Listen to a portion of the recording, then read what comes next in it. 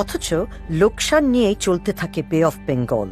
বিভিন্ন ব্যর্থ ব্যবসায় কয়েক হাজার ডলার হারায় কোম্পানিটি। উনি প্রায় বাইরে যেতেন, বিভিন্ন বারে গিয়ে মদ খেতেন, এবং সেখানে যদি কোনো মহিলার সাথে তার পরিচয় হতো, কথা হতো, তিনি তাদেরকে হোস্টেলে নিয়ে আসতেন, পার্টি করতেন। এই সব কিছুই আমার কাছে একজন প্রতিষ্ঠিত ব্যবসায়ীর চারিত্রিক বৈশিষ্ট্য বলে মনে হতো না।